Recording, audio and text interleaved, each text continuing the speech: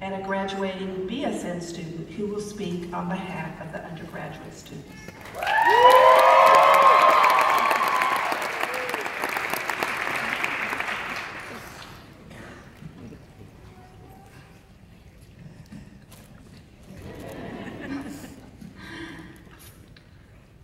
What a beautiful and exciting day to be graduating from one of the best universities in the world, the University of Texas at Austin School of Nursing.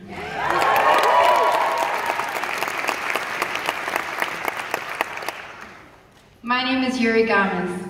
I'm a first-generation college student, the co-president of Hispanic Nursing Student Association, the director of undergraduate committees for Sigma Theta Tau International Honor Society of Nursing Epsilon Theta Chapter. I was nominated by my peers and given the honor to represent some of the most determined, goal-driven, caring nurses you will ever meet. I want to first start off by thanking the faculty and staff members for all the hard work and dedication they give in preparing us to becoming the best nurses we can be. Thank you.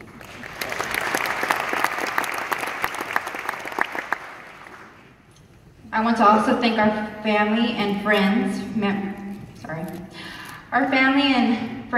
for being our rocks and sitting in the sideline while you watch the chaos that is nursing school unfold. I feel that to get through nursing school, you need a dash of creativity, a dash of enthusiasm, a dash of courage, and a dash of stubbornness. Okay, maybe a whole lot of stubbornness. This journey has not been an easy one. In the past 2 years, we have shared laughs together. We have shed a couple of tears along the way. We have shared our deepest fears and our wildest dreams. Nursing school has brought us closer, and I, for one, will miss you all dearly. UT's motto, "What starts here changes the world," is a powerful message, and I hold that message to be true. The School of Nursing embraces the motto and strives to make every student feel empowered and courageous to change the world. We're encouraged to take the path less traveled, ask questions, find solutions through research and collaboration, and always advocate for our patients. We are continuously reminded that we are the future leaders of nursing and given a nurturing place to grow and develop our voice. We are not afraid of conflict, taught to listen to others' perspectives and to compromise for the benefit of our society and our patients. However, there is one other crucial component in changing the world, and that is believing in ourselves. Therefore, I would alter UT's message to include, to change the world starts within, to take action and believe in yourself. Despite what path you are on, just start. Whether you're just graduating from high school, a 5th-year-old wanting to switch paths, or in my case, a 22-year-old female who didn't go straight to college because of financial issues and lack of confidence, just start. So what stops us from taking the first step? Taking the initiative? Fear. See, our brains are wired to protect us from any harm. Anything that feels uncomfortable or unknown, our minds are inclined to discourage us and stop us in our tracks. We have all experienced fear at one point in time. Leaving our parents for the first time, moving to a different city, becoming a nurse. I will never forget my first clinical day in nursing school. My group and I had just finished our tour in the hospital where we were about to be assigned to follow a nurse. As we followed the instructor down the hallway, we stopped at the first nurse. The nurse was putting on a protective gown, about to enter the room with a huge precaution sign on the door. Okay, maybe it was actually just a small sheet of paper. Our instructor turned to us and asked the 2 scariest words in the dictionary: any volunteers? There was dead silence. I wish I could have seen our faces. I imagined that we looked like deers caught in the headlights. I was so scared to volunteer, but before I could talk myself out of it, I raised my hand. I overrode my fear. I dove head first. And that's how it's been for every first in nursing school. I overrode every fear in my mind, and perform to the best of my abilities. I was always a nervous wreck when performing skills at the bedside. On the outside, I appeared calm and collected, as you see right now. But in the inside, every fiber in my body shook nervously. But with time and practice, the jitters I felt slowly faded away and were replaced with confidence. So I ask you all to conquer and override those fears, follow your dreams, and just start. So here's the catch. You will fail. But that's what builds character. That's what makes us stronger. What you do after failing guides your destiny. Do you just stop, or you get up, brush yourself off, take note of your mistakes, and get back on that roller coaster, this time with some goggles and a helmet? Failure is failing every quiz and health assessment at the beginning of my semester in nursing school, and then having a discussion with my professor, kicking that roller coaster into high gears where I end up getting an A in that class.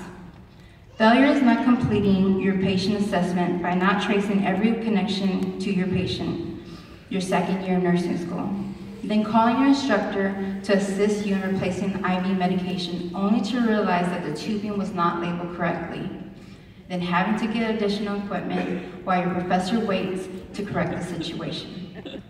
I learned 2 valuable lessons that day. Always check my lines, and to step back, breathe, and reset when I feel overwhelmed with failure. We must never forget we are human, and it's okay to fail, to make mistakes, because failure is only opportunity to improve, ask questions, and to grow. One of my favorite inspirational speeches that I always listen to is "What is Your Life's Blueprint?" speech by Martin Luther King Jr. He ends the speech with this statement: if you can't fly, then run. If you can't run, then walk. If you can't walk, then crawl. But by all means, keep moving. When I was a child growing up on government assistance, people in society expected me to fail and fade into the crowd. My journey was a steep uphill roller coaster with discouraging messages along the way. But those discouraging messages and societal stereotypes became the fuel to my fire. And my response to those people in society was, just watch. And step by step, I began to pull myself out of the crowd, away from all the stereotypes, into the confident, successful person you see today. There have been many lessons learned during my clinical rotation, and one of the most important lessons of them all is life is never guaranteed. I had the honor to care for a patient and the family during the patient's end of life. The patient was leaving behind a mother and 2 teenage children. It was one of the most difficult clinical days I have experienced.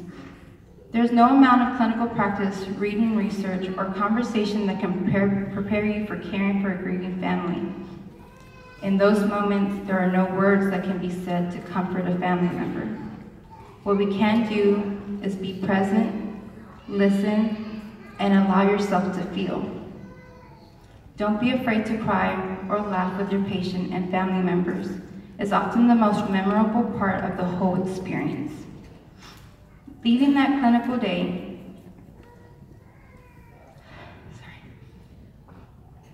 I said goodbye to my patient, and I thanked him for letting me take care of him and his family. I left that room, wiped my tears off my face, and joined my class. When my classmates asked how was my day, I simply said it was good. Once in my car, tears started rolling down my face as I remembered the pain I felt when I lost my loved ones. I felt grateful to have been there for that family in their need. And that experience had made this entire nursing journey worth every hardship I have endured. As nurses, we have been given the privilege to provide support and make others feel as in their time of need. Always remember your reason for becoming a nurse. Hold on to those precious moments with your patients and be thankful for what you have. Success in life is and will always be a bumpy ride. There will be loops, sharp turns, getting kicked off from time to time, and then get back on that roller coaster with more strength and determination to hit that finish line. And at the end, you're standing at the podium, graduating with a BSN, giving a graduation speech to your peers, their family members, staff, and faculty.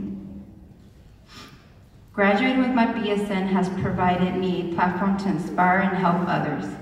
Throughout my time in nursing school, I have used my officer position to motivate high school students in low socioeconomic communities to follow their dreams and attend college.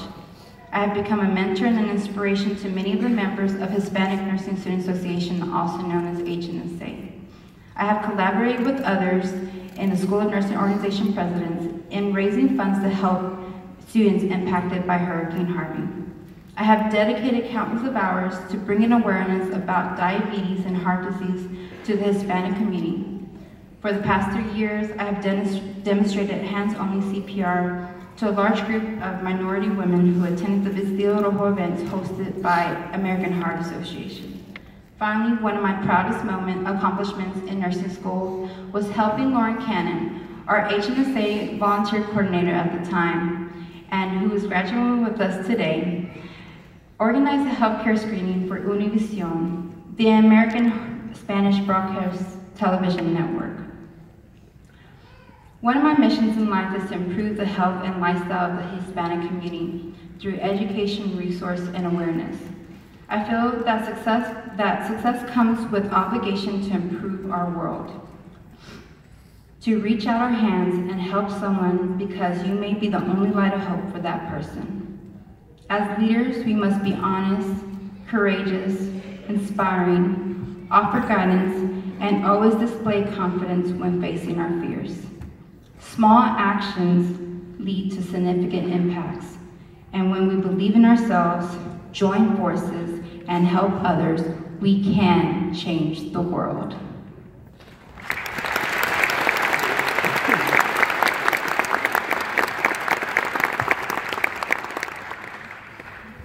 So I ask you all today to take risks, pursue your dreams, take action, help others, and just start. To the graduating students, this is not the end. This is only the beginning. Hook 'em horns.